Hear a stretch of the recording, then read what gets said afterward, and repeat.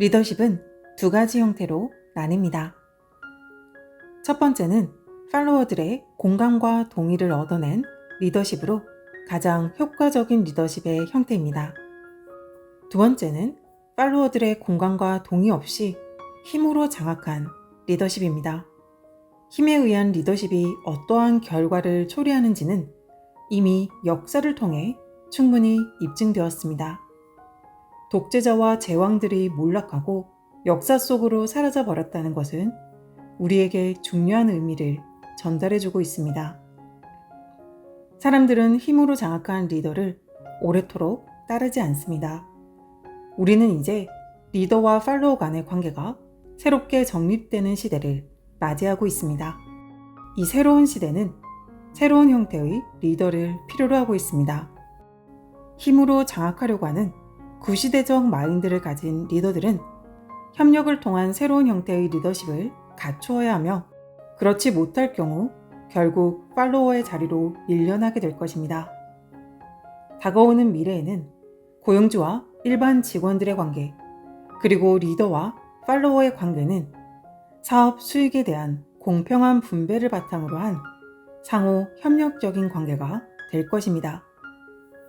앞으로는 고용주와 피고용인의 관계는 사업 파트너와 같은 관계로 바뀌어 갈 것입니다.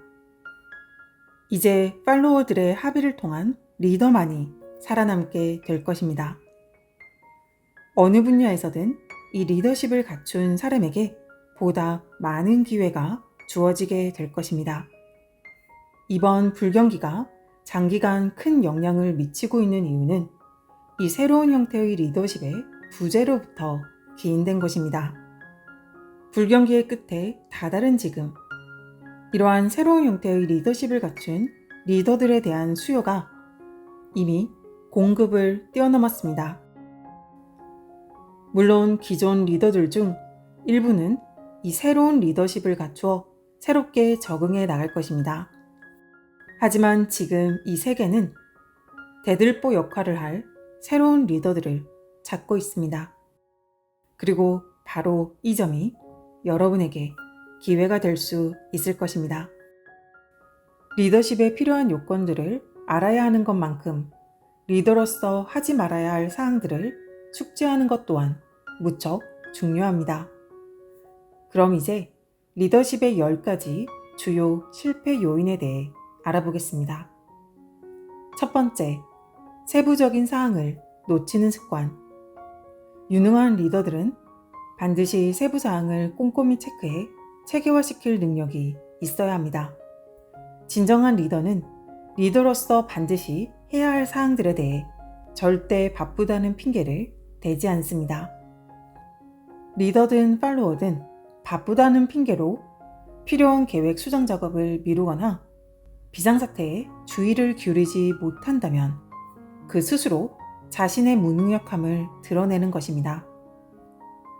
훌륭한 리더라면 자신의 업무와 관련된 모든 세부 사항들에 주의를 기울이는 습관이 몸에 배어 있어야 합니다.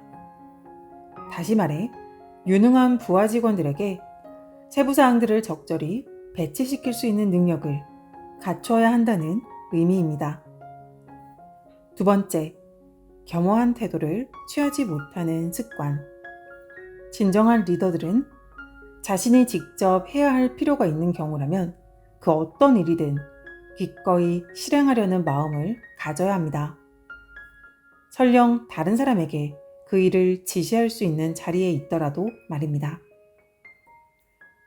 위대한 리더는 다른 모든 이들을 위해 일하는 자이다. 이는 모든 리더들이 따르고 준수해야 할 진리입니다. 세 번째, 행동보다는 지식을 우선하는 태도. 우리가 살고 있는 이 세상은 아는 것만큼 보상을 받는 세상이 아닙니다. 우리가 행동하는 만큼, 그리고 타인을 행동하도록 이끌음으로써 보상을 받을 수 있는 세상입니다. 네 번째, 팔로워와의 경쟁에 대한 두려움. 팀원에게 자신의 자리를 빼앗겨 버릴지도 모른다는 두려움을 가진 리더는 조만간 그 두려움을 현실에서 직면하게 될 것입니다. 능력이 있는 리더는 자신의 어떤 업무든 그 역할을 위임받아 수행할 수 있도록 직원들을 훈련시킵니다. 이 방법만이 리더 스스로 자기 자신을 더 크게 키울 수 있는 방법이며, 이를 통해 더 많은 곳에서 더 많은 일들을 한 번에 처리할 수 있는 환경이 만들어집니다. 타인을 통해 자신의 능력을 더 크게 펼쳐낼 수 있는 리더에게 더 큰 보상이 따라오는 법입니다. 이것은 불변하는 진리입니다. 유능한 리더는 업무에 대한 전문 지식과 훌륭한 인격을 갖추어야 함은 물론 팀원들의 능력을 극대화시키고 그들 스스로 보다 나은 성과를 만들어낼 수 있도록 이끌 수 있어야 합니다. 5번째, 상상력의 부족.